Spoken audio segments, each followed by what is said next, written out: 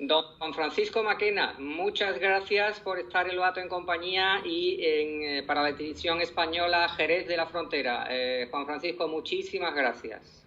Un gusto, Eduardo, qué gusto poder conectarme contigo, con tu programa y con toda la gente de Jerez de la Frontera a través tuyo. Mira, te hemos presentado como un ilustre jurista, no solamente en Santiago de Chile, sino en Chile. La nación de Chile para nosotros nos es evidentemente muy querida y muy entrañable, y estamos en esos 3 años de la celebración de la conmemoración de la primera vuelta al mundo, con lo cual un recuerdo para todos los chilenos y por supuesto para toda la zona de la Patagonia y Magallanes. Muchas gracias Eduardo, y efectivamente, bueno, en estos meses, durante el mes de mayo se celebran aquí las glorias navales, no solamente por la vuelta al mundo, sino que también por un famoso combate que hubo en la Guerra del Pacífico contra la Confederación, contra los peruanos y bolivianos, precisamente el día 21 de mayo, y se celebra el Día de las Glorias Navales. Así que muchas gracias por ese saludo. Juan Francisco, ¿qué está suponiendo esta crisis sanitaria global, esta pandemia en el mundo jurídico y en cuanto a la legislación y al ámbito legal en Chile? Mira, la verdad es que nosotros, el país en general, el mundo de las leyes, el mundo de los abogados, se ha podido ajustar relativamente bien a este nuevo sistema de trabajo desde casa. Las Cortes han establecido mecanismos en virtud de los cuales los jueces, los ministros de las Cortes de Apelaciones, de la Corte Suprema, están operando desde sus casas. Hay una especie de funcionamiento de los tribunales en forma virtual, no presencial. Sí. Obviamente que se han dictado algunas normas en las cuales, o a través de las cuales se han postergado ciertos plazos, etcétera, pero en general sigue funcionando muy bien, y esto gracias a que desde hace ya algunos años se habían ido implementando sistemas de litigación a través de medios electrónicos, telemétricos. De hecho, hoy día yo ya, digamos, los abogados más jóvenes son los que manejan estas cosas, digamos, pero cuando yo escribo, hago un escrito en alguna causa, ante algún tribunal, eso se presenta en forma total y absolutamente electrónica, tú no vas al tribunal a presentarlo.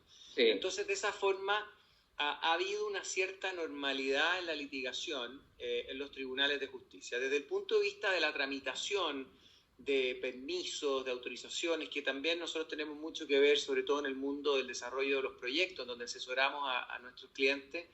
Ahí se han producido en algunas entidades públicas ciertos retrasos, por ejemplo, el Servicio de Impuestos Internos, con el que tenemos mucho que ver por toda esta asesoría fiscal que le damos a nuestros clientes. Ahí se han notado ciertos retrasos importantes, pero con bastante normalidad. Esto gracias a que ya hace un par de gobiernos, te diría yo, 3 gobiernos atrás, unos 14, 15 años, se empezó a implementar todos estos sistemas de trabajo más bien remoto, en unos programas que se iniciaron con el primer gobierno del presidente Piñera de digitalización del servicio público.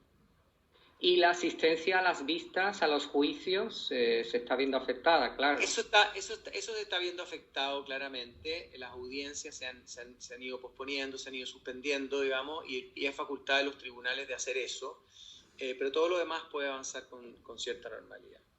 Y el desarrollo de esta crisis en cuanto al movimiento, a los recursos de las empresas, a las iniciativas futuras, ¿cómo se está desarrollando, Juan Francisco? Mira, la verdad es que nosotros estamos en la crisis sanitaria. Empezó con una declaración de estado de catástrofe del presidente de la República, que es un estado de excepción constitucional, el día 18 de marzo. O sea, ya cumplimos 2 meses en esta situación. Esa declaración de estado de catástrofe, que es un estado de excepción constitucional, en donde el presidente está vigente hasta que se cumplan 90 días, o sea, más o menos 19, 20 de junio. Sí. Y durante ese periodo de tiempo, el gobierno toma control de la seguridad, el ejército está mandatado constitucionalmente para tomar control de la seguridad y control del desplazamiento de las personas. Se pueden establecer medidas sanitarias, controles, toques de queda, cuarentenas como la que nos encontramos actualmente, que fue decretada a partir del viernes pasado para toda la provincia de Santiago, es decir, toda la ciudad de Santiago, es decir, alrededor de 7 millones de personas estamos hoy día en cuarentena obligatoria sin poder salir de nuestras casas, salvo por circunstancias especiales, con permisos y salvoconducto. Entonces, desde el punto de vista del gobierno se han tomado medidas bastante estrictas, pero no permanentes. Nosotros, a diferencia, por ejemplo, de Perú o de Argentina, no hemos tenido cuarentena obligatoria durante estos 2 meses, sino que han sido esporádicas y parciales, dependiendo de cómo se desarrolla la pandemia, dónde está afectando más. Se toman estas medidas, después se levantan, después se toman en otro lado. Entonces eso ha permitido que la actividad económica ande, funcione con lentitud y con anormalidad, ¿no es cierto? Pero que siga funcionando la economía en ciertos sectores. Por ejemplo, la zona norte del país, que como tú sabes es un desierto y donde está toda la gran minería del cobre, ha seguido funcionando bastante normalmente eso, salvo en las zonas de las ciudades, entonces se han desarrollado y se han disparado en algunos casos los contagios de coronavirus. En la zona sur del país también han habido un par de ciudades muy afectadas, pero en general no se ha disparado tanto el contagio. La zona central está un poco más compleja, pero el campo, la agricultura, la minería siguen funcionando con normalidad, ¿no? Entonces eso te da un cierto alivio. Perú y Argentina, en cambio, dada la debilidad de sus sistemas sanitarios y de salud, han tenido que declarar cuarentenas obligatorias totales y llevan ya 2 meses, 8 semanas en que nadie puede salir a la calle en el país completo. Entonces, ya se habla de la debacle argentina, ya se está hablando del gran problema y retroceso en Perú y de las dificultades que van a tener por cuanto, por ejemplo, en Perú no hay cobertura total de agua potable, ni de sistemas de alcantarillado o de tratamiento de aguas servidas, tampoco hay un sistema de salud muy desarrollado. Aquí, gracias a las medidas sanitarias adoptadas por el gobierno, se integraron los sistemas de salud público y privado y funcionan como uno solo y responden a una sola autoridad sanitaria que es el ministro de Salud. Y en cuanto a la debilidad económica que se pueda plantear a medio plazo, ¿el gobierno es intervencionista a la hora de apoyar o de buscar recursos o de subvencionar esa reactivación económica a partir de la inyección del Estado, Juan Francisco? Sí. Mira, afortunadamente nosotros llevamos unos 30 años con un régimen de estabilidad y de ahorro fiscal que nos ha permitido tener un endeudamiento muy bajo como país, comparado con otros países, incluso con España, en cuanto a porcentaje de nuestro Producto Interno Bruto. Adicionalmente a eso hemos logrado ahorrar. Tenemos grandes recursos internacionales, divisas, dólares y otras monedas ahorradas después de muchos años de esta regla del superávit fiscal. Entonces eso nos ha permitido que durante todo este periodo de la pandemia y a partir del año pasado, cuando tuvimos una explosión, un estallido, que yo no le llamo estallido social, sino que más bien estallido delictual, porque fue promovido, digamos, la violencia por la ultraizquierda y con actos de violencia muy, muy marcados, sin perjuicio que habían demandas sociales muy legítimas, hemos podido, el Estado, el gobierno ha podido gastar mucho más de lo que gastaba, digamos, conforme a los presupuestos anuales, y se ha podido ir endeudando para seguir gastando y seguir inyectándole recursos a la economía, no solamente por la vía de subsidios a las familias más pobres y más vulnerables, por la vía de entregarles ayuda a las empresas, a las pequeñas y medianas empresas, fondos de deuda muy baratos, a tasas bajísimas a través de los bancos comerciales, a través de la Corporación de Fomento de la Producción. Se han desarrollado algunas actividades en el sector de las obras públicas también, se están impulsando proyectos de tal forma de gastar más y de esa forma apuntalar la economía, que como todas las economías del mundo está sufriendo, ¿no es cierto?, porque hay una reducción muy importante del consumo, del movimiento de las personas, de la actividad, de la inversión, se ha reducido sustantivamente. Y quizá, afortunadamente, Chile, al ser un país exportador de materias primas como el cobre, que sigue muy fuerte, y otros metales, plata, también minerales como el litio, pero también agrícolas. Nosotros somos grandes exportadores agrícolas en la industria del salmón, en la industria, digamos, de los peces, de marisco. Entonces, por ahí la actividad económica se ha logrado mantener en cierta forma. Lo que se ha afectado profundamente es el consumo, todo lo que es el retail, que se le llama, ¿no es cierto?, el consumo de bienes básicos y servicios básicos, porque eso la gente está en su casa, no sale, no consume, no va. Y el turismo, obviamente, como ustedes también lo ha afectado el turismo. Pero el gobierno está gastando, han sido muy prudentes, está inyectando recursos públicos a través de numerosos mecanismos y subsidios a la gente más vulnerable. Antes has hablado, Juan Francisco, de esos movimientos sociales de protesta que hubo hará como 6 meses, 9 meses. Digo, si todo se relativiza cuando antes había unas protestas y verdaderamente ahora hay una situación grave. Digo, ¿la sociedad en realidad se plantea, o crees que se plantea, y la chilena en particular, cuáles son los verdaderos problemas y cuándo hay situaciones profundas que resolver y cuándo no? Es decir, ¿se ha replanteado la sociedad chilena muchas de esas protestas que se hacían hace 8 o 9 meses? Sí. ¿Por esta situación actual? Absolutamente, absolutamente. O sea, nosotros a partir de octubre del año pasado, lo que empezó como una manifestación social legítima, terminó transformándose en una ola de violencia promovida, incitada muchas veces por grupos de ultraizquierda, en forma muy irresponsable. Incluso algunos políticos se involucraron en eso.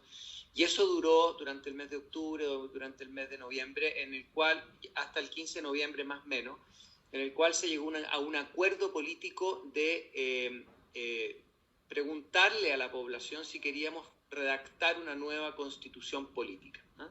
Sí. Por diversas razones. Y ese era un plebiscito que se iba a llevar a cabo el 26 de abril. Y hasta, te diría yo, el 15 de marzo hubo grandes movimientos políticos, campañas, movimientos ciudadanos surgieron. Yo mismo formé un movimiento ciudadano, surgieron un montón de otros buscando el diálogo, buscando la construcción de un país nuevo, diferente, pero sobre la base de la paz y del diálogo ciudadano, ¿no? Pero se decreta el estado de catástrofe y es como que hubiera desaparecido el tema. Claro. De un día para otro.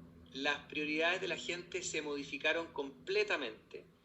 Todo el mundo en general razonable se abocó a preservar y proteger la salud de las personas, a mejorar nuestros sistemas de salud, y ahora estamos todos preocupados de mantener y mejorar y ver cómo vamos a salir lo más rápido que se pueda de la gran recesión que se nos viene encima, sí, que ya se nos está viniendo encima, y que es una recesión a nivel mundial, te fijas. O sea, no es que fuera solamente Chile, sino que tú vas a ver o estamos viendo que los mercados se están reduciendo, que la crisis económica en Europa, en Estados Unidos, en Asia, en el resto de Latinoamérica, que son nuestros socios comerciales, tiene un efecto muy importante también en nosotros mismos. Entonces, la gente está hoy día preocupada de mantener su trabajo, mantener sus ingresos, tener, en los casos de la gente más vulnerable, qué comer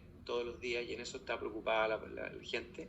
Y salvo algunos grupos exaltados de ultraizquierda que siguen con esta, digamos, revueltas en algunas política más bien, comunicacional, que no entienden. Todo esto impulsado por el Partido Comunista Chileno y otros tantos cercanos a ellos, que no entienden en qué está el país y que quieren obviamente un Estado más bien marxista, como lo es en otras partes del mundo. La gran mayoría de las personas hoy día está preocupada de salir adelante, recuperar nuestra economía, recuperar nuestro crecimiento económico, el empleo. Hoy día claro. Pasamos de una tasa de desempleo del 6% el 31 de diciembre del año pasado vamos a llegar probablemente al 15% de aquí a 60 días, quién sabe, a lo mejor al 20% de aquí a fin de año, que es lo mismo que está pasando en todo el mundo. Entonces, con un desempleo de niveles de 15-20%, tú ya empiezas a tener problemas sociales realmente graves, Claro. de crecimiento económico, de inversión, etcétera. Se te empieza a producir mucha necesidad en la gente más vulnerable, como decía antes, y por lo tanto el Estado se tiene que concentrar todos sus recursos, todos sus esfuerzos, toda su energía en ir en apoyo de eso y reactivar la economía lo más rápido que se pueda. Y antes tú hablabas de la condición exportadora de Chile. Nosotros en España, en cuanto a receptores de turismo, ¿cómo crees que va a afectar el futuro en las relaciones internacionales, en concreto en la apertura de las fronteras y del espacio aéreo, Juan Francisco? Mira, es difícil decirlo y anticiparlo. Yo creo que claramente, así como nos dimos cuenta como mundo, como ciudadanos del mundo, no ya de algunos países, sino que del mundo, de que podemos funcionar de una forma diferente, que podemos comunicarnos como lo estamos haciendo tú y yo ahora por vía remota, estando a 15.000 kilómetros de distancia, que puede haber, ¿no es cierto?, puede haber cercanía en eso. Claramente se va a afectar el turismo, se va a afectar los viajes internacionales, la asistencia, por ejemplo, a conferencias. Yo percibo que va a haber mayor proteccionismo en los países. Creo que vamos probablemente a vivir una era en la cual las economías van a tender a cerrarse un poco, a protegerse digamos, de los productos externos, con tal de darle más desarrollo y crecimiento a lo interno, a lo propio. Pero eso tampoco es tan razonable y sensato en el 100% de las cosas. Es decir, si, por ejemplo, Chile hoy día es el mayor productor y exportador de cobre del mundo. El cobre no está en todas partes.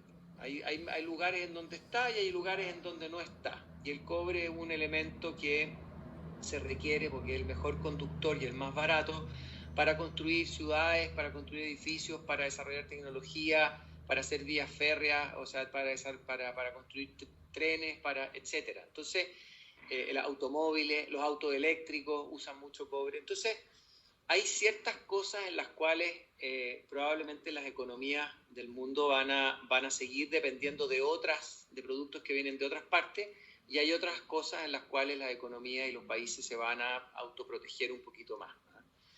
Yo dificulto que nosotros los chilenos nos pongamos a fabricar computadores porque no tenemos esa ventaja comparativa respecto de los asiáticos, los chinos, de los japoneses, etc.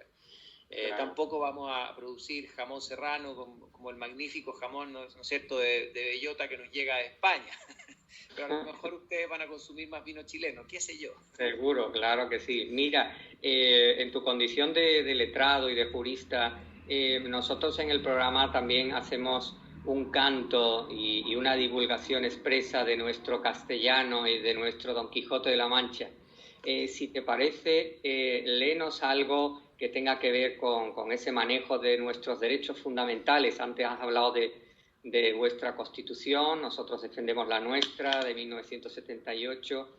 Háblanos un poco, a través de las palabras de Don Quijote, de ese derecho fundamental. Bueno, aquí tengo un texto que surge del capítulo 22 de la obra Don Quijote de la Mancha, que habla de la libertad que dio Don Quijote a muchos desdichados que mal de su grado los llevaban donde no quisieran ir. Y si tú me permites, yo puedo leer este texto. Sí, estaríamos encantados, Francisco. Qué interesante. Cuenta Cide Hamete Benengeli, autor arábigo y manchego, en esta gravísima, altisonante, mínima, dulce e imaginada historia, que después que entre el famoso Don Quijote de la Mancha y Sancho Panza, su escudero, pasaron aquellas razones que en el fin del capítulo 21 quedan referidas, que Don Quijote alzó los ojos y vio que por el camino que llevaba venían hasta 12 hombres a pie, ensartados como cuentas en una gran cadena de hierro por los cuellos y todos con esposas a las manos. Venían asimismo con ellos 2 hombres de a caballo y 2 de a pie.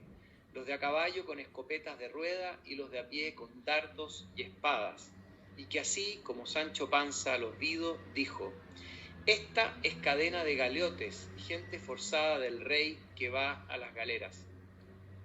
¿Cómo gente forzada?, preguntó Don Quijote. ¿Es posible que el rey haga fuerza a ninguna gente?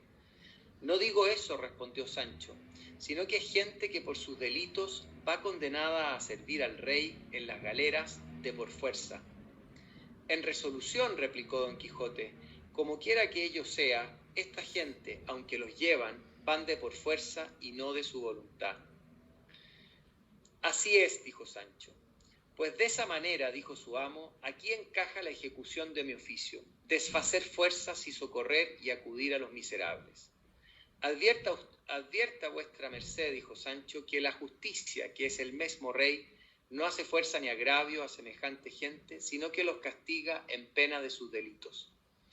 Llegó en esto la cadena de los galeotes, y Don Quijote, con muy corteses razones, pidió a los que iban en su guarda fuesen servidos de informarle y decirle la causa o causas por que llevan a aquella gente de aquella manera. Una de las guardas de a caballo respondió que eran galeotes, gente de su majestad que iba a las galeras, y que no había más que decir, ni él tenía más que saber. Con todo eso, replicó Don Quijote, quería saber de cada uno de ellos en particular la causa de su desgracia. Añadió a estas otras tales y tan cometidas razones para moverlos a que dijesen lo que deseaba, que la otra guarda de a caballo le dijo: aunque llevamos aquí el registro y la fe de las sentencias de cada uno de estos malventurados, no es tiempo este de detenernos a sacarles ni a leerlas. Vuestra merced llegue y se lo pregunte a ellos mismos, que ellos lo dirán si quisieren, que si querrán, porque es gente que recibe gusto de hacer y decir bellaquerías. Bueno, este es un texto interesante, como conversábamos antes del programa, Eduardo, que habla de la libertad, ¿no? Claro. Ya para concluir, si te parece, Juan Francisco, ¿hacia dónde va la libertad en este tiempo que nos queda por vivir? Bueno, yo creo que desafortunadamente cosas como la que estamos viviendo a nivel global, pandemias como esta, son momentos en los cuales se pierde mucha libertad, sin ninguna duda. Los gobiernos de los países actúan de una forma que pretende, ¿no es cierto?, controlar, en este caso, una pandemia, y eso significa pérdidas de libertad como la libertad de desplazamiento, libertad de reunión, libertad de viaje, de trasladarse, etc.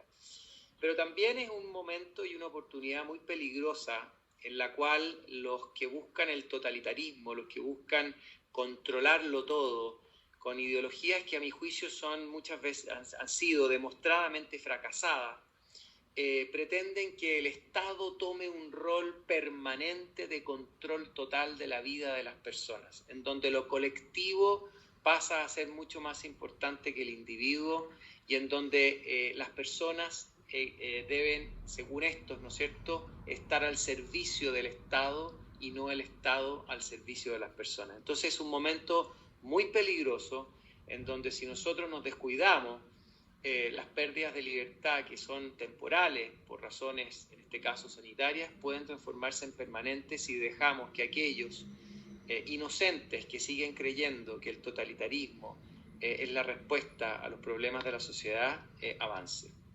Claro. Pues, señor letrado y colega, muchísimas gracias, don Juan Francisco Maquena, por haber estado en Lobato en Compañía y en 8 Televisión Jerez para España. Juan Francisco, muchísimas gracias. Muchas gracias a ustedes por la invitación y espero que estén todos muy bien y que España salga fortalecida de esta pandemia. Igualmente para Chile. Un abrazo fuerte. Muchas gracias.